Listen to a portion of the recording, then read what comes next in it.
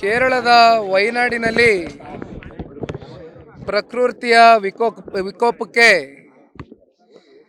ಅತ್ಯಂತ ದೊಡ್ಡ ಪ್ರಮಾಣದಲ್ಲಿ ಮಳೆಯಾಗಿರ್ತಕ್ಕಂಥ ಒಂದು ಹಿನ್ನೆಲೆಯಲ್ಲಿ ಏನು ಬೆಟ್ಟ ಕುಸಿತ ಆಗಿರ್ತಕ್ಕಂಥದ್ದು, ಭೂ ಕುಸಿತ ಆಗಿರ್ತಕ್ಕಂಥದ್ದು, ಬೆಳಗಿನಿಂದ ಏನು ಕಳೆದ 2 ದಿನದಿಂದ ನಿರಂತರವಾಗಿ ಕಾರ್ಯಾಚರಣೆಯನ್ನು ಮಾಡ್ತಾ ಇದ್ದಾರೆ. ಈಗಾಗಲೇ ಬೆಳಗ್ಗೆ ನಮಗೆ ಇಲ್ಲಿವರೆಗೂ ಬಂದಿರತಕ್ಕಂಥ ಮಾಹಿತಿ ಸುಮಾರು 271 ಜನ ಮೃತಪಟ್ಟಿರ್ತಕ್ಕಂಥ ಮಾಹಿತಿಯನ್ನು ಇವತ್ತು ಮಾಧ್ಯಮದಲ್ಲಿ ನಾವೆಲ್ಲರೂ ಕಲೆ ಹಾಕಿದ್ದೇವೆ. ಬಹುಶಃ ಇವತ್ತೇನು ಈ ಗ್ರಾಮದಲ್ಲಿ ವಿಶೇಷವಾಗಿ ಎಲ್ಲ ಲೀಲಾವತಿ ಅಂತಕ್ಕಂಥವ್ರು 55 ವರ್ಷದ ಮಹಿಳೆ ಜೊತೆಯಲ್ಲಿ ಮತ್ತೊಬ್ಬ 2.5 ವರ್ಷದ ಬಾಲಕ ನಿಹಾಲ್ ಅಂತಕ್ಕಂಥ ಹುಡುಗ 2.5 ವರ್ಷದ ಬಾಲಕ ಮೃತಪಟ್ಟಿರ್ತಕ್ಕಂಥದ್ದು ಈಗಾಗಲೇ ವಿಷಯ ಏನು ಕೇಳ್ಪಟ್ಟಿದ್ದೇನೆ. ಅವರ ಕುಟುಂಬಸ್ಥರು, ಅವರ ಮಗಳು ಲೀಲಮ್ಮನವರ ಮಗಳು ಈಗ ತಾನೇ ತಾವೆಲ್ಲ ನೋಡಿದ್ರಿ. ಭಾಳ ಅತ್ಯಂತ ಇವತ್ತು ಏನೋ ಒಂದು ಗೆಸ್ಟ್ ಲೆಕ್ಚರರ್ ಆಗಿ ಕೆಲಸ ಮಾಡ್ತಾ ಇದ್ದಾರೆ ಹೆಣ್ಮಗಳು.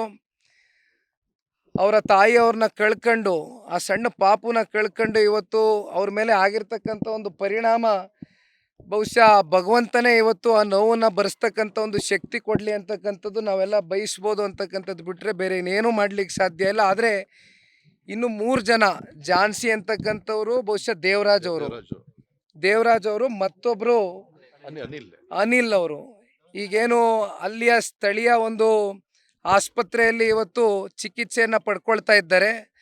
ಅವರು ಕೂಡ ಇವತ್ತು ನಮ್ಮ ತಂದೆಯವರು ಸಾಕಷ್ಟು ಜನ ಮಂಡ್ಯ ಜಿಲ್ಲೆಯ ಕೆಲವೊಂದಷ್ಟು ಜನ ಕೂಡ ಇವತ್ತು ಅಲ್ಲಿ ವಾಸವಾಗಿರ್ತಕ್ಕಂಥದ್ದು. ಲೀಲಮ್ಮನವರು 40 ವರ್ಷದ ಹಿಂದೆ ಹೋಗಿ ವಾಸವಾಗಿದ್ದರು. ಜೊತೆಯಲ್ಲಿ 6ನೇ ತಾರೀಕೇನೋ, ಬಹುಶಃ 6ನೇ ತಾರೀಕು 10ನೇ ತಾರೀಕು ಗೃಹಪ್ರವೇಶ ಕೂಡ ನಡೆಸಬೇಕಾಗಿತ್ತು ಅಂತಕ್ಕಂಥದ್ದನ್ನ ಪಾಪ ಅವರು ಮಗಳು ಈಗ ತಾನೇ ಹೇಳ್ತಾ ಇದ್ರು.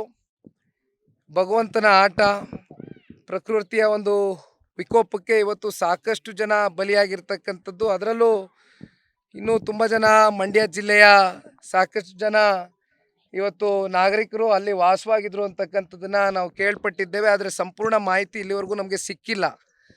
ತಂದೆಯವರು ಕೂಡ ಇವಾಗ ನೇರವಾಗಿ ಸಂಪರ್ಕದಲ್ಲಿದ್ದಾರೆ. ಕಾರ್ಯಾಚರಣೆ ನಡೀತಾ ಇದೆ. ಯಾವ ರೀತಿ ಆ 3 ಜನನ ಇವತ್ತು ಇಲ್ಲಿ ಕರೆ ತರಬೇಕು ಅಂತಕ್ಕಂಥದ್ದನ್ನು ಅವರ ಕುಟುಂಬಸ್ಥರು ಇವತ್ತು ನಮಗೆ ಹೇಳಿದ್ದಾರೆ. ಆ ಕೆಲಸವನ್ನು ಕೂಡ ನಾವು ಮಾಡ್ತೇವೆ ಅಂತಕ್ಕಂಥದ್ದನ್ನು ಈ ಸಂದರ್ಭದಲ್ಲಿ ಹೇಳ್ಬೋದು. ಬಿಟ್ಟರೆ ಭಗವಂತ ಇವತ್ತು ನೋವನ್ನು ಭರಿಸ್ತಕ್ಕಂಥ ಒಂದು ಶಕ್ತಿ ಆ ಕುಟುಂಬಕ್ಕೆ ನೀಡಲಿ ಅಂತಕ್ಕಂಥದ್ದು ನಾವೆಲ್ಲ ಪ್ರಾರ್ಥನೆ ಮಾಡ್ತೇವೆ.